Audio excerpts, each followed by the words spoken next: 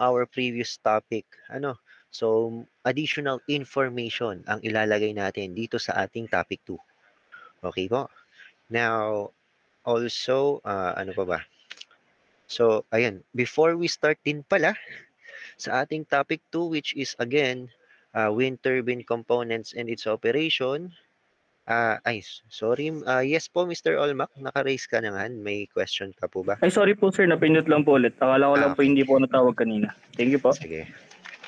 Again, before we proceed on our topic 2, uh, konting recap muna tayo from our previous topic. So, I'm going to be asking some questions. And again, graded recitation. Every answer is a graded recitation. Okay? So, who can tell me, how does a wind turbine converts or harness electrical energy? Yes po, Mr. Olmac. Ano po, through the mechanical energy po, ito pinapaikot po ng yung source po ng ating sa wind energy which is wind po, yung propeller blades po. Then Okay. mako-convert po into electricity. Okay. So, the process starts with the wind. So, ano ba ang wind? Ang wind, again, is the flow of air.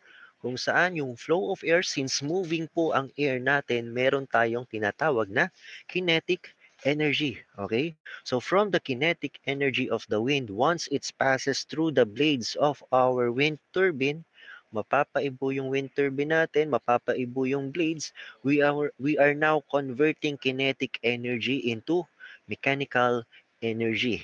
And then again, as a part or a component of our wind turbines generator, may generator sa wind turbine natin, the role of this generator is to convert this mechanical energy into electrical energy. Ano po? So, yung electrical energy, nakukuha natin or nadidistribute natin through the use of generator. From mechanical to electrical. Okay? So, another recap. Again, ang ating diniscuss from our last meeting is a horizontal axis wind turbine. Okay? Actually, what we are going to discuss today is still horizontal, but there are actually two types of axis, which is the horizontal axis wind turbine and the vertical axis wind turbine. Okay? So, horizontal axis wind turbine, yun yung ating diniscuss last meeting. Yun din kasi yung most common na ginagamit natin as a wind turbine. Okay? So, yung horizontal axis wind turbine or more commonly known as HAWT, HAWT, HAWT din minsan ang tawag. Sa vertical axis wind turbine naman, VAWT minsan ang tawag, VAWT. So, pinaikli lang. Abbreviations lang. Okay? So, pag may napakinig kayong HAWT or VAWT wind turbines yon, horizontal axis and vertical axis. Okay? So yung ating HAWT or horizontal axis wind turbine, again, from our previous discussion, yung napanood natin sa ating short video on how does wind turbine works, meron yang yawing mechanism.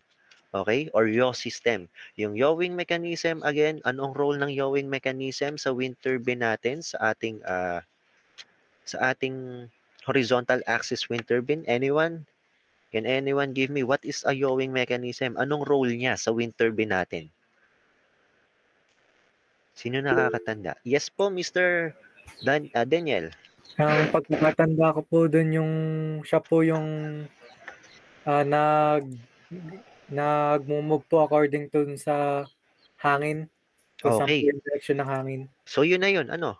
When it comes to yawing mechanism, when we say yawing mechanism, ang role niya sa ating horizontal axis wind turbine is to follow the wind flow.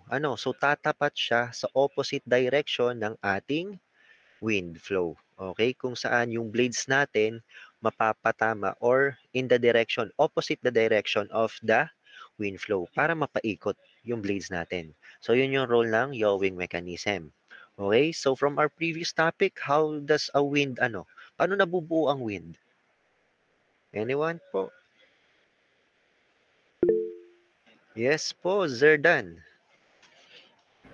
Tanda ko po sir is pressure difference po sa Earth atmosphere po. Yung high pressure po is expanding tapos yung pababa po yung sa low.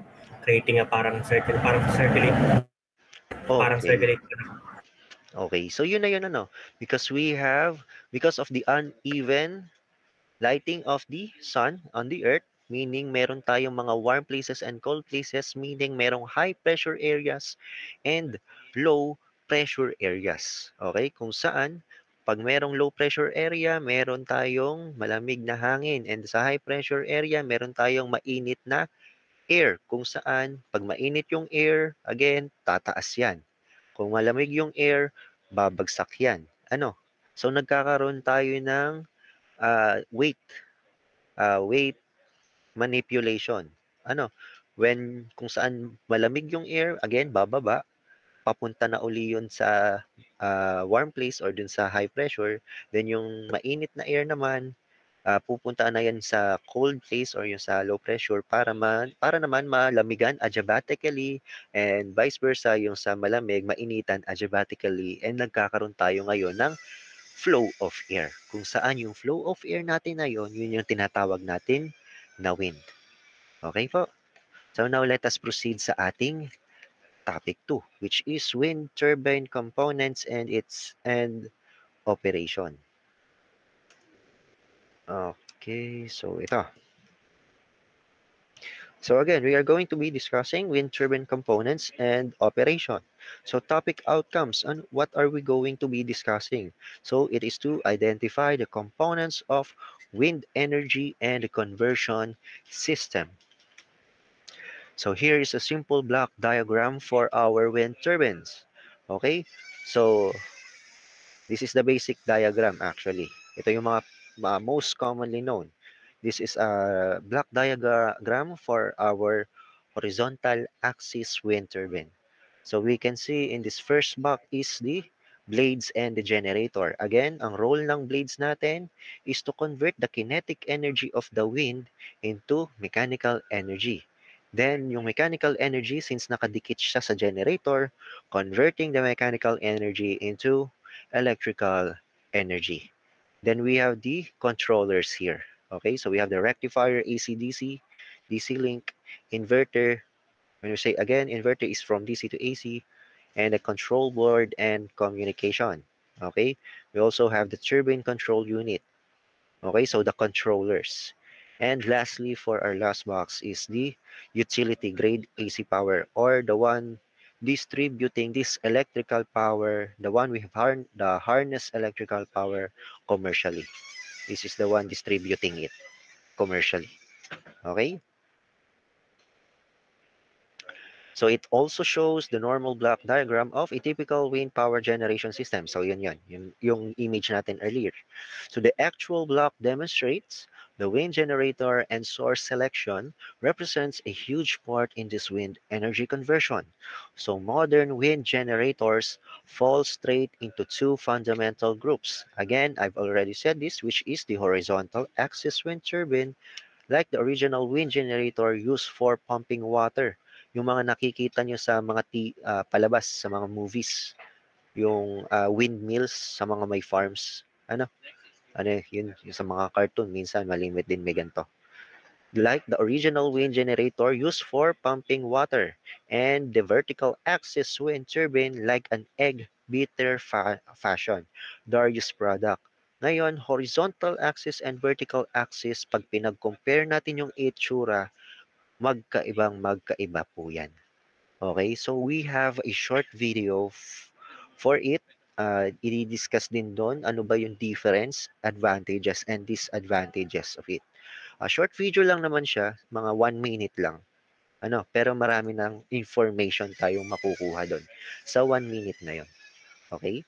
So many large modern day windmills are horizontal axis wind generator. So in that video, we will also be learning bakit kaya horizontal axis yung common na wind turbine natin.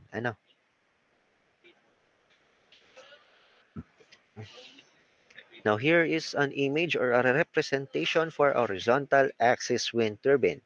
Okay, we've already saw also it in the video from our previous lesson. A short video of a horizontal axis wind turbine.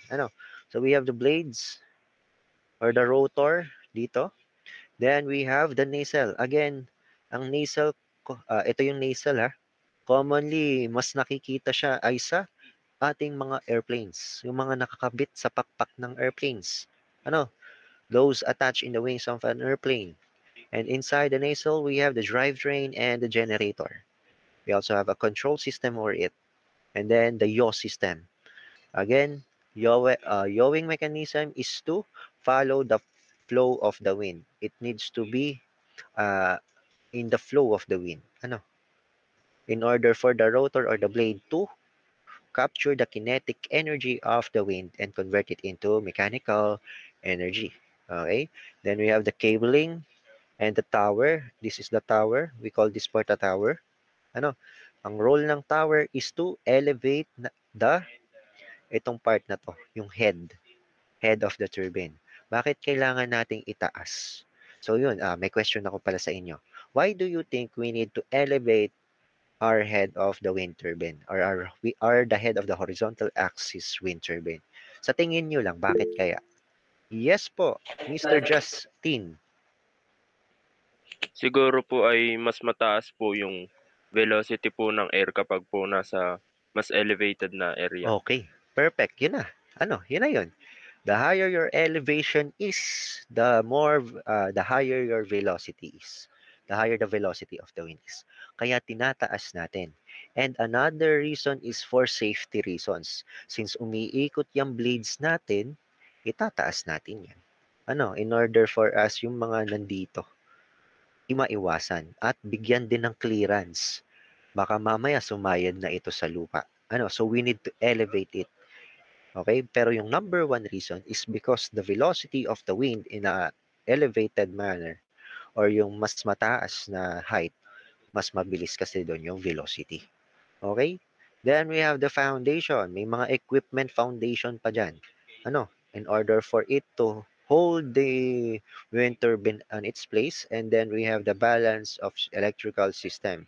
Itong balance of electrical system, ang role niya is to distribute the electric power harness commercially to the grid. I-distribute na. Okay?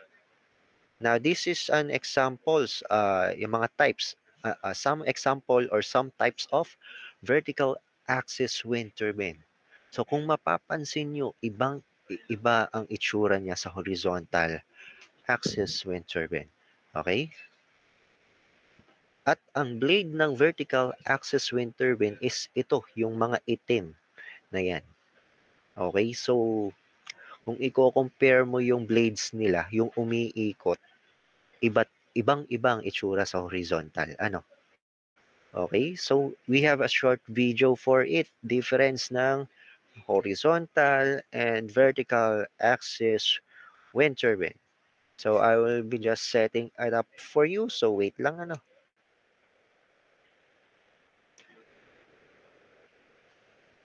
So, yung mga video ko naman is sa YouTube ko lang naman nakukuha yan. You can just search for it in the YouTube kung hindi mag-play sa inyong PowerPoint. Available naman yan sa YouTube.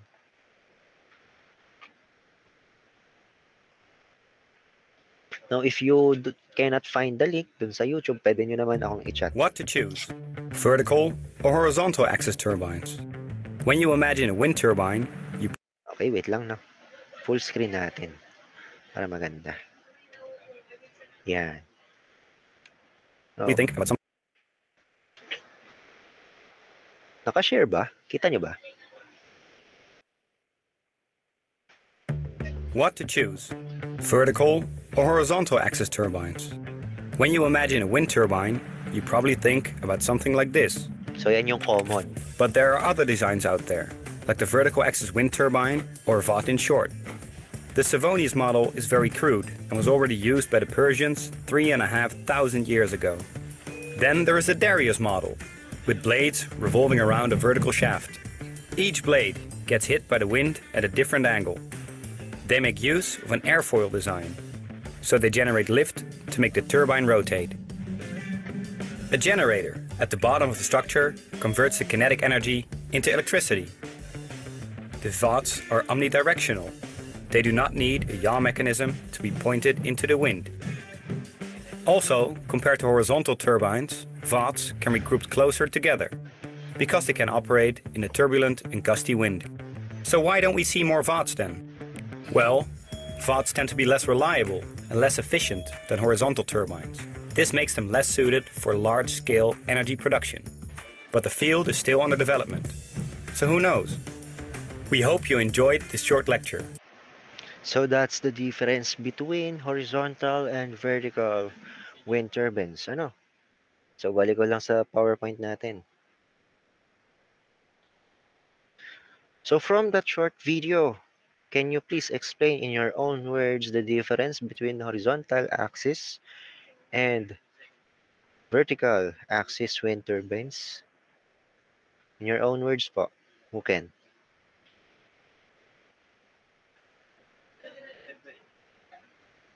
Sir, paulit nga po. So in your own words, who can explain the difference of a VOT and a HOT? Or yung horizontal axis wind turbine natin, anong difference niya sa vertical axis wind turbine? In your own words. Yes po, Miss Corazon. Sir, ang difference po nila ay sa horizontal po, may yawing mechanism po, and then sa vertical po ay hindi daw po kailangan ng yawing mechanism. Then, ayun Okay. po, ang direction daw po ng pag-vertical axis ay any direction po, while sa horizontal po ay yung opposite po ng Okay. wind po. So yun, again, sa horizontal axis, kailangan pa niya ng yawing mechanism. Ano, sinusundan kasi niya yung flow ng wind. Kailangan naka-opposite in order for the blades to turn or umikot. Ano, while for vertical, kahit anong direction dyan, basta may tumama sa blades ng vertical axis wind turbine natin, iikot yan. Ano, drag force lang kasi yung nandyan. While for our horizontal axis is lift force naman. Okay, so later take note of those two ha. Drag force and lift force. Okay, so sa drag, ang drag po natin para kay vertical. And then yung lift natin para kay horizontal. So later, discuss din natin yun. Ano, yung design, drag design and lift design. Okay? So ano pa? Any advantages and disadvantages between horizontal and vertical? Yes, Miss K. In terms of advantages naman po ng vertical, pwede po siyang group together or magkakalapit, unlike po dun sa horizontal. And then, nakakapag-operate din po in gusty and turbulent condition yung vertical. Okay. So yun na yun. Ano? Ang simple lang. So dun sa short video na yun, ang dami na natin agad nakuha. Ano? So follow-up question dun sa yung vertical. Pwedeng magkakalapit sa pag-install. Bakit kaya sa tingin nyo ang horizontal hindi? Hindi pwedeng magkakalapit. Why do you think? Anyone po? Yes po, Mr. Kayab-yab ulit. Sir, ang naisip ko lang po baka po magdanggihan po yung blades pag po halimbawang naiba po yung angle po nila kapag po pag po gumana na yung yawing mechanism. Okay, yun na yun. Ano? Kasi again, ang ating horizontal axis wind turbine has a yawing mechanism. Therefore, it needs to follow the flow, the opposite flow of the wind in order for it again to operate the blades. Ano? So, umiibo yan. Umiikot. Unlike sa vertical, nakastay put lang. Blades lang yung gumagalaw. Okay? So, those are the disadvantages and advantages and also the difference between the two. Ano? So, simple lang. And kitang-kita naman din agad sa presentation nilang dalawa. Pinaka-common talaga yung yung horizontal. Another advantage or knowledge about horizontal when compared to vertical is that horizontal axis wind turbine has a higher efficiency output than the vertical. Okay? And it has a higher reliability than the vertical. Okay? That is why the commonly used wind turbine is the horizontal axis wind turbine. Ano? Now, in addition to the visual aspect of wind turbines, their impact on the environment is reduced. So, unlike sa ating mga PV system, when installing PV system, you can clearly see, lalo na yung mga grid connected, so large area yung na-consume niya. So, since large area yung na-consume, sometimes we are destroying the environment. Unlike dito sa ating mga wind systems, we lang siya. If we are going to use horizontal, tower lang naman yan. Minimal lang. And impact on the environment is reduced. Minimal lang. Okay? So a very small rate of the total area of the site on which it is located is used by the wind turbine, which allows the site to retain their industrial or agricultural activities. Kung kunyari, merong farm dyan, magtatayo lang naman dyan ng tower. Hindi kailangan alisin yung farm sa pag-i-install ng ating wind turbine. So yun yung difference ng ating wind system when compared to PV systems. Okay? Less lang. Again, their impact on the environment is reduced. Dapat pala in-underline ko to. So their noise pollution is also relatively low. Indeed, the level sound of a wind turbine is 50 decibels at 150 meters and becomes imperceptible beyond 400 meters. So minimum lang din yung noise pollution. So the wind turbines are generally divided into 3 categories. So number 1, we have the nominal or small power wind turbine, which consists of producing less than 40 kilowatts. Okay? Ano pala to? Yung mga, depending on their nominal power pala. So yung una, small power. Again, small power wind turbines capable of producing less than 40 kilowatts. Okay? Now, for medium power wind turbines, it produces 40 kilowatts to up to 1 megawatts. And lastly, for our high power wind turbines, it produces more than 1 megawatts. Okay? So those are the 3 categories according to their nominal power. Next, wind generators have been mounted in place where wind power is ample. Wind speed is higher up in the sky than the ground, and the optimal site needs to be far by tall structures to keep off turbulences. Again, our horizontal axis wind turbines, hindi niya kaya yung turbulence. Okay? Hindi niya kaya yung maraming direction ng wind flow. Kaya ang ginagawa nila, again, nagagawa sila ng tower, tapos yung yawing mechanism, susundan lang yung flow, yung opposite flow ng wind. Which are the link between changing speed of wind when it hits the actual obstacle. So horizontal axis wind turbines harvest the wind energy against, the actual direction associated with the wind. Again, opposite direction. Opposite direction of the flow of the wind. Okay? Now, horizontal turbine components. Ano yung mga components again? So, it includes the rotor or yung blades. So, nakita naman dito. Andyan na yung components. Ito na yung rotor. And many more. Kitang-kita naman dun sa image. Inisa-isa lang dito. So, we have a rotor, a drivetrain, a tower that supports the rotor and the drivetrain, and other equipment including controls, electrical cables, ground support equipment, and interconnection equipment. Okay? So when we say drivetrain, ano ba tong drivetrain na to? It usually includes a gearbox and a generator. Meaning sa drivetrain natin, nandun yung generator, nandun yung conversion of mechanical energy into electrical energy. Okay? While for the blade and the rotor, nandun naman yung kinetic energy into mechanical energy. Okay? Simple lang yan. Dali lang naman tandaan. So from kinetic energy, magiging mechanical, then magiging electrical.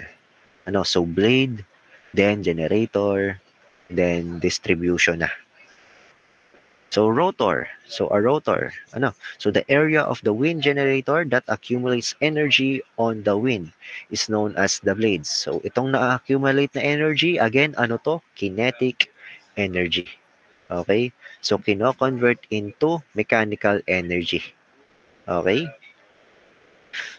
So the rotor coil usually is made of 2 or even more wooden fiberglass or steel blades, which usually rotate on an axis horizontal or vertical at a rate determined by the wind velocity and the design of your blade. So the blades are attached to the center, ano yan, horizontal man or vertical yan, naka-attach pa yan sa center, which consequently is attached to the main base.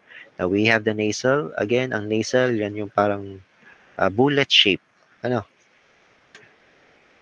Itong bullet shape. Yan. Ito yung nasal natin. Commonly, again, nakikita sa mga airplanes. So, nakakabit sa pakpak ng eroplano. Ano? Nasal, which brings together all the mechanical elements, allowing to couple the wind turbine's electric generator, slow and fast shafts, bearings, anemometer, and the multiplier. Now we also have the disc brake, which is different from the aerodynamic brakes. It makes the stopping the system in case of possible overloading. Again, na-discuss natin from our previous topic, from our previous topic, kapag na-reach na yung maximum wind velocity, ini-stop na natin. Ano? It is, bakit again ini-stop? To stop the system in case of possible overloading. So we have a disc brake. Now we have fixed speed rotors are often equipped with a blade orientation system, allowing the generator, usually an asynchronous squirrel cage machine, to operate on the synchronism and to be connected directly to the network without power electronics device. This system combines simplicity and low cost. Now we have variable speed rotors. Rotors are often less expensive because the steering device of the blade is simplified or deleted. However, a power electronics interface between the generator and the network or load is required. So the blades are characterized mainly by their geometry, which will depend on the aerodynamic performance and materials. So again, lift and drag. Again, meron tayong tinatawag na mga lift force and drag force. Okay? So if ito yung blade natin, ano, kapag yung, ito, for example, ito yung flow ng wind natin. Kapag ang direction ng ating blades ay papunta dito, along the wind, ang tawag sa force na yun is drag force. Ano, parallel to the airflow. Kapag naman, so ang drag force, pang-vertical yan. Okay? Kung may imagine nyo, tumaan lang naman ng hangin yung blades ng vertical axis natin, iikot na yan. Ano, along the wind yan. Ano, so ang tawag nga natin sa force na nakukuha natin sa vertical axis is drag force. While for horizontal naman, if you are going to imagine, kunyari again, ito yung blade ng ating wind turbine, ano, so tumama yung relative wind natin sa blade ng ating horizontal axis wind turbine. Ano ang ibo ng ating blades doon? Pataas yan, di ba? So nililift niya. Kaya ang tawag sa kanya is lift force. So perpendicular naman to the airflow. Okay? So again, when we say lift force, para yan sa horizontal axis. Pag naman sinabing drag force, para naman yan sa vertical axis, wind turbines. Okay? So, meron tayong tinatawag na lift design and drag design. Okay? So, for drag design. So, drag designs. Knife designs run by either drag or lift. With the drag design and style, the wind literally promotes the blade out of the way. Ano? So, along the flow lang yan, ang ibig sabihin. Along the flow of the wind, yung pag-rotate ng ating blades. Okay? So, vertical or axis ang kanyang wind turbine. So drag-powered wind generators are seen as lower rotational speed as well as high torque capabilities. So they may be useful with the pumping, cutting, or grinding work that will Dutch grow and similar work akin windmills perform. So for exercise, a village-type wind turbine must develop high twisting at commence up so as to pump or lift water system from the deep ground. Ano? So again, itong vertical axis natin na to, ano lang yan, pang mga hindi ganong kalakihan na pag-produce ng electrical power. Actually, example nito is, ano ba magandang example? Sa ibang bansa, kung may mapapanood kayong movie, yung umiikot sa mga rooftop, napanood nyo na ba yung Taken? Panood nyo yun? Alam nyo yung movie na yun, Taken? So yun po yung parang karate. Yung kay Liam Neeson, yung kinidnap yung anak. Akala ko po Tekken. Yes po, sir. Yes po, sir. Taken. Yung movie na Taken na kay Liam Neeson, yung hinahanap niya yung anak. Ay, hindi pala. Taken 3 pala yung tinutukoy ko. So, yun. Sa example na to, yung sa Taken 3, yung anak niya nasa rooftop, may mga umiikot doon na hindi mo alam kung ano ba, para saan ba yun. Yun yung vertical axis wind turbine. So kung gusto nyo talaga makita ko ng itsura, naka-install minsan yung mga vertical axis wind turbines sa roof. Andito rin, ayan ito, fixed on tower rotor or cantilevered rotor. Yan, nilalagay yan sa mga minsan sa rooftop ng mga buildings. May mga umiikit doon. Vertical wind turbines na pala yun.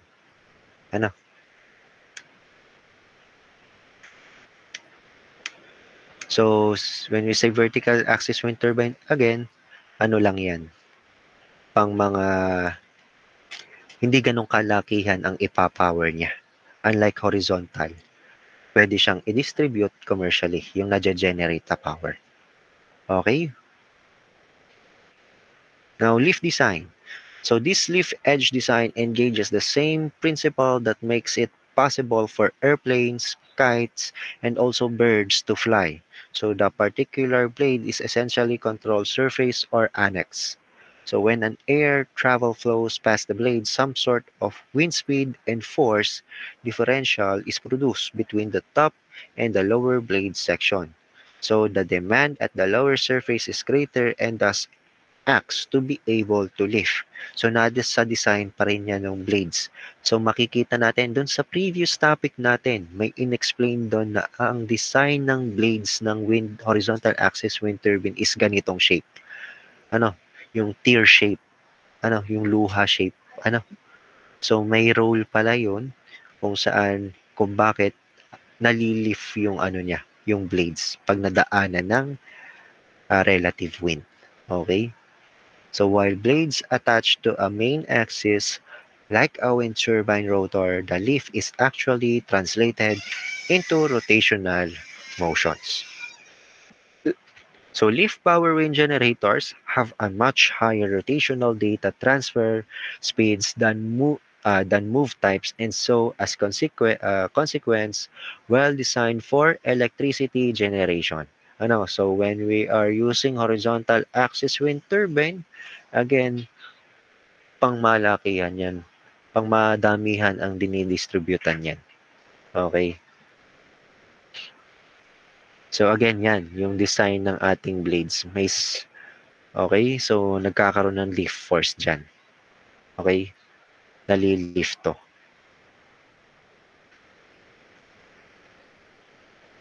Now, tip speed ratio. So, the tip speed would be the ratio in the rotational pace of the blade toward the wind speed. So, the greater this percentage, the more quickly the turning of the actual wind turbine rotor at the given winding speed. Energy generation calls for a high rotational speeds. So, lift-type wind generators have a maximal tip swiftness ratio of around 10. Okay? Wala yung unit. Bakit? Ratio yan . So while drag type ratios are generally approximately. So given these high rotational speed demands of electrical generators, it's clear that this lift type wind turbines is almost practical due to its application. So again, almost practical meaning yan talaga yung mga malimit natin gagamitin. Kasi again, comparing horizontal axis wind turbine to vertical axis wind turbine, horizontal axis wind turbine or HOUT gives out more efficiency than vertical and also more reliability than the vertical. Okay? Number of blades. So number of blades, again, discuss na din to last topic. Commonly 2 or 3 blades. Ano? So the volume of blades compromises the total number of blades and the total area they will cover to aid wind generator performance. So for a lift type rotor or yung horizontal axis wind turbine, to function effectively, the wind out to flow effortlessly over this blade. So in order to avoid turbulence, spacing between blades should be greater so the particular blade is not going to encounter the actual disturbed blade. Due to this reason, most of the wind turbines have only 2 or 3 blades on their rotors. Again, yung 2 or 3 blades na yan, diniscuss din naman natin yan from our previous topic. Ano? Now, generator. Again, anong role ng generator? It is to convert mechanical energy into electrical energy or mechanical power into electrical power. So, basahin natin. The generator converts the particular rotation.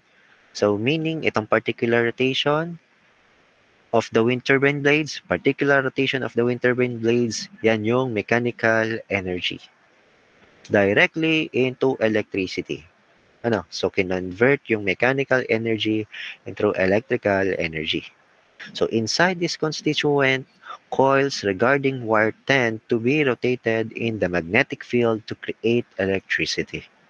So, generator models produce often alternating current or perhaps direct current, and they're available within a range of output electrical power ratings. Ano?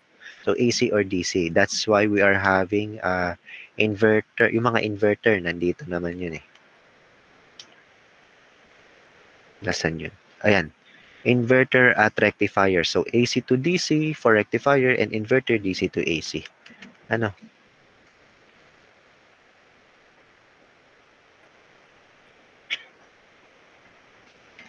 Now, the generator standing or size of it is influenced by the length of the wind generator blades.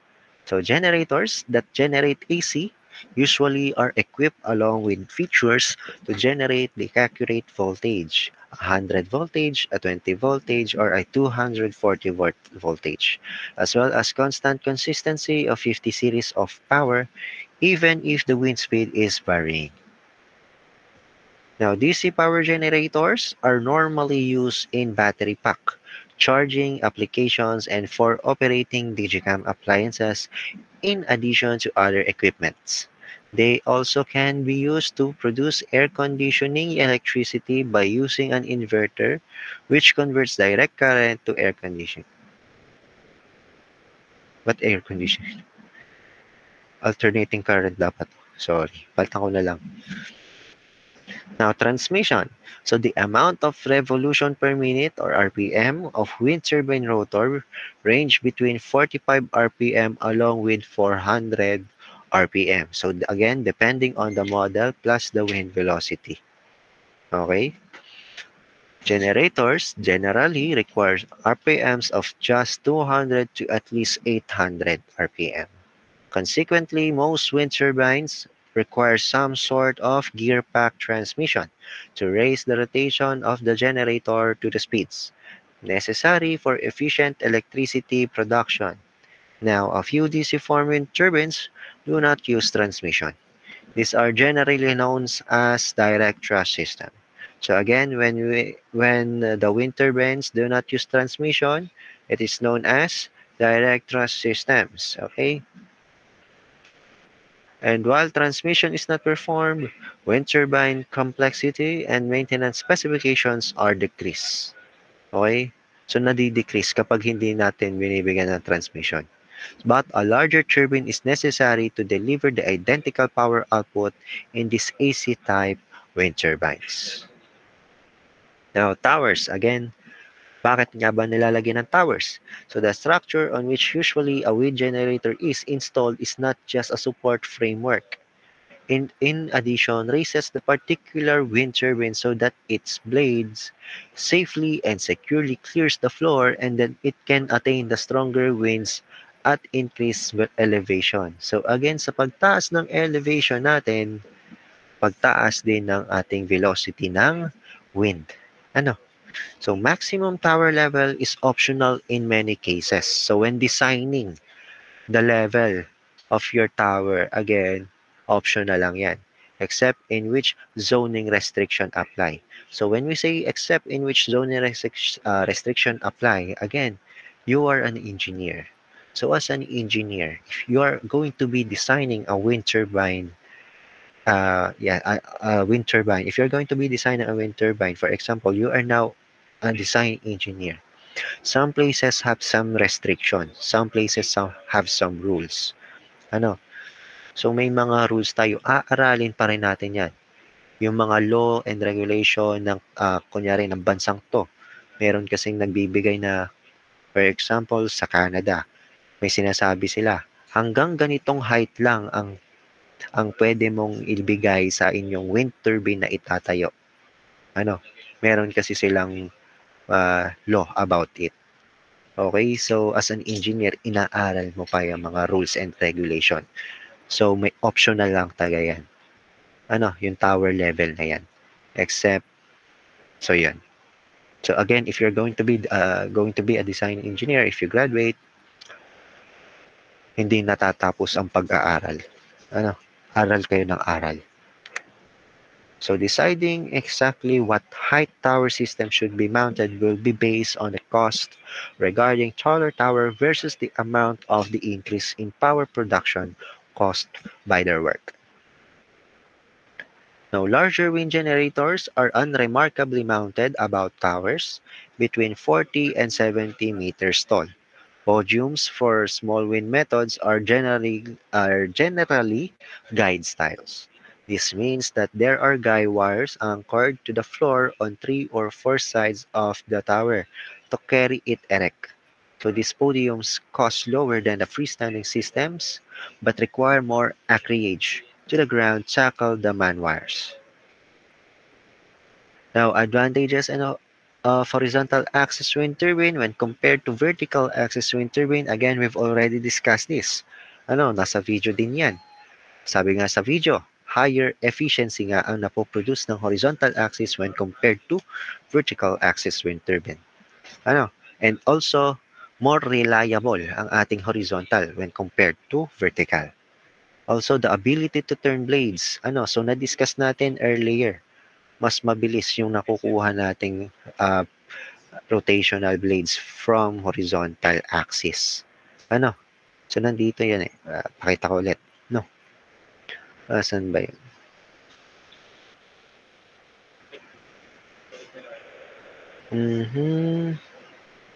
Ayan, much higher rotational. Okay, data transfer speed. Pag lift design. Again, pag lift design, horizontal yan. Now, lower cost to power ratio. Disadvantage naman ng horizontal axis, generator and gearbox should be mounted on a tower, thus restricting services. And also, more complex design kasi nga meron tayong yawing mechanism or tail drive. Umiibo again ang ating horizontal axis depending on the direction of the wind flow. So kailangan opposite ng direction of wind flow yung tapat niya. So again, hindi sila pwede, unlike vertical, pwede silang halos magkakatabi. When installed. So that is it for our topic number 2. So ang ikli lang. So Any questions regarding sa ating topic 2? May questions po ba? Wala pa naman po, sir. Okay. So, kung wala, expect ko na may natutunan kayo at naintindihan nyo yung discussion natin. Ano? So, for your better understanding, basahin nyo na lang din. Mahirap din kasi yung makikinig lang kayo sa akin. Ano? So, basahin nyo na lang din yung topic natin. Panoorin nyo rin yung video. Again, for a better understanding, yung advantages and disadvantages of horizontal axis and vertical axis. Ano? So, nandun din naman yung difference nila. Okay? So, next meeting, last topic na tayo for your finals exam. Ano? So, malapit na pa lang finals nyo, no? Week 17 or week 18, maalin? Ano pa ba? Any questions regarding po sa inyong research work?